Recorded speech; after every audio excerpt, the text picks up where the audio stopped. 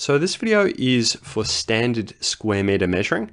And what we mean by standard is that this is the most common type of square meters that you'll be measuring. It's as opposed to things like pitched square meters, which we have a video for, and also vertical square meters, which is a specific tool, and we also have a video for that. But this is definitely the most common square meter tool that you'll be using.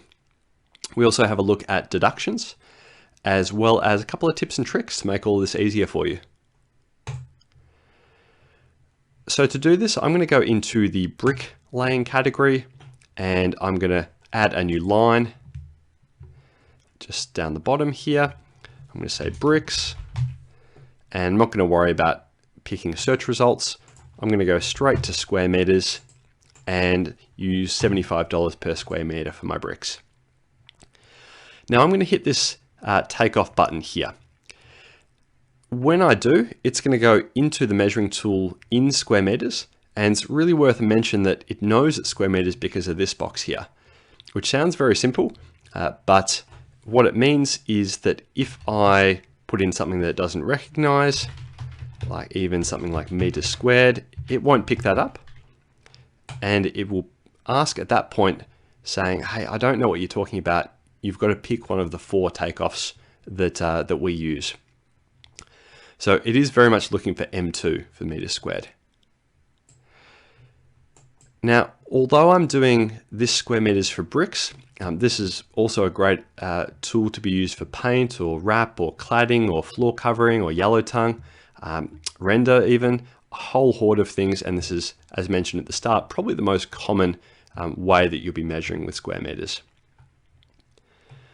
Now I'm in the takeoff, it's got square meters here. All of the tools up the top left are for square meters. The ones I'm specifically interested in at the moment are the polygon, the rectangle, and the circle is worth a mention. This line, which is basically a line where you give it the height and you can draw along walls, it's also called vertical square meters, has its own video, so we won't touch on this one. In the same way, pitched square meters has its own video, and we won't talk about that one in this video either. So what I'm going to do is start by going to my elevation plan, and this is for bricks. So I've picked the polygon, which will be the default anyway. And all I'm doing is going corner to corner. You've got to go either clockwise or anti-clockwise and follow the corners in order.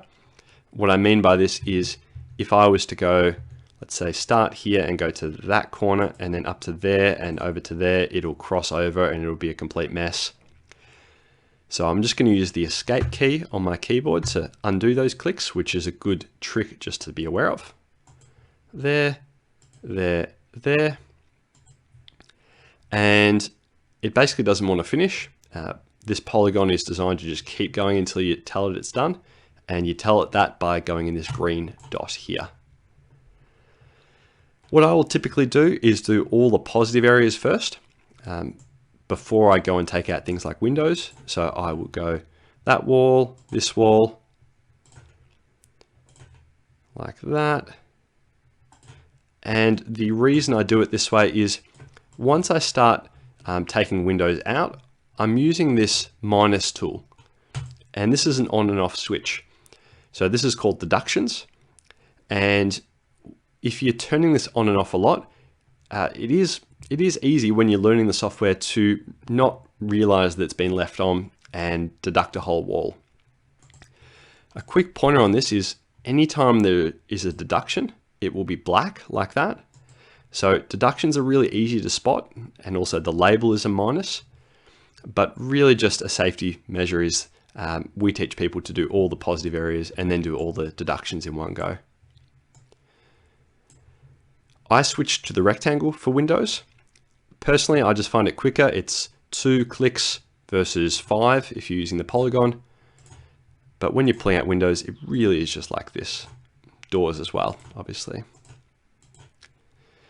The total in the top right is keeping a running total, and all that's doing is getting all the positive areas, minusing all the minus areas. You can do this across several pages, so even if you have 2 elevations on one page, 2 elevations on another, this running total will keep a total across all the different pages you draw on. So I'll do that, we'll do that. So I'm happy with that, that's all my drawings done. Quick note that if I needed to undo things I've done, this undo shape undoes the last completed drawing, which would be this one. If you're halfway through a drawing and you click it, the drawing that you're currently working on isn't completed, so it'll undo the one before it. This red recycle bin wipes the whole page clean. You can also click in the labels to remove them. And last little tip here, if you find that these labels get in the way, you can use this little show and hide tag here just to show and hide them. I'm now happy with the measurement I've done, so I'm going to go accept and save. It will drop that measurement into the quantity box for this, and behind the scenes it's also saved that takeoff drawing into the plans and takeoffs tab, so I can go look at it if I need to.